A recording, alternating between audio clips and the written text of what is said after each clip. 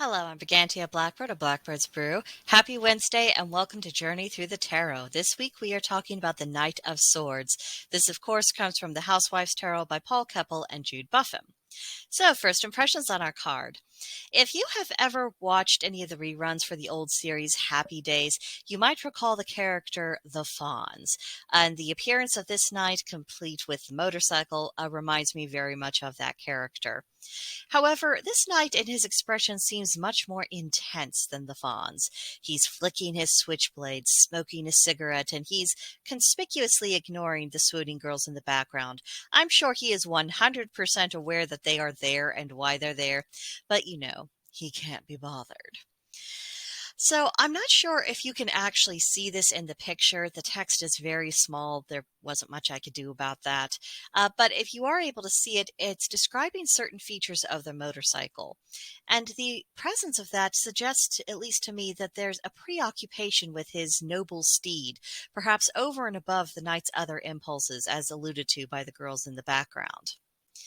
Now, the booklet gives us a couple of key words to consider: rebellious, egotistical, cocksure. I mean, what a word that is. But you look at the knight and, and how would those descriptors not fit? I think they truly capture his essence.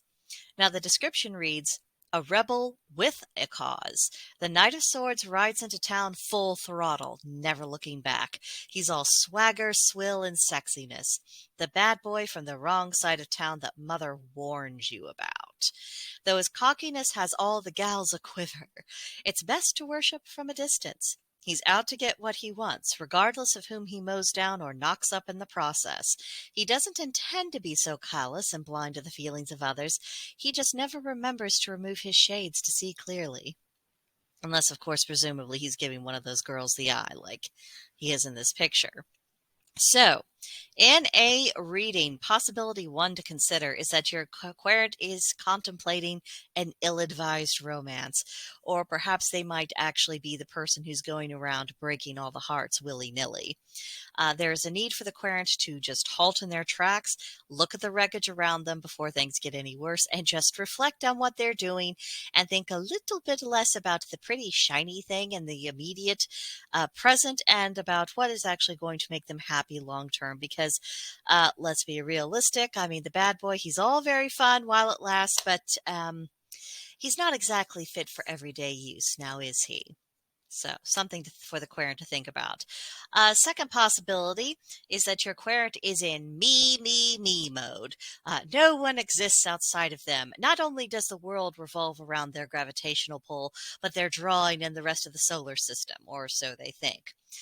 This is a sign that the querent needs to start working on being a better person. Now, unless, of course, this card is coming up in a position that indicates it relates to the querent's past, in which case it marks where they were, and the present cards will be a better indicator of where they are today. So this could also be, depending on the placement, kind of a, very good, well done. You have moved out of a bad place and now you're coming into a better situation. So also bear that in mind. Placement matters. Third possibility to consider is that your querent may be in the midst of a rebellion. What kind of rebellion? It could be just from an internal uproar to something more larger scale. But to discover what that rebellion might be about, you'll need to pay close attention to the other cards in the spread. The rebellion might be justified, even necessary. There is a time and a place for it. And never forget that if you're in the United States, you are in a country that was founded on the idea of justifiable rebellions. So things to keep in mind. That's pretty much what I've got to say about this particular card. Next week, we will, of course, be talking about the Queen of Swords.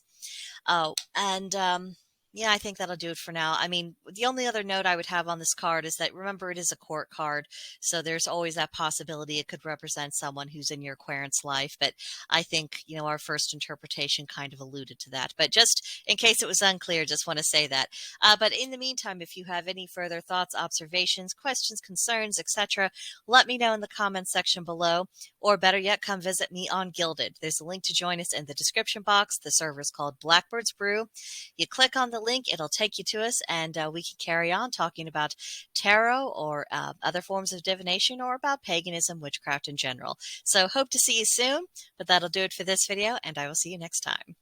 Bye-bye.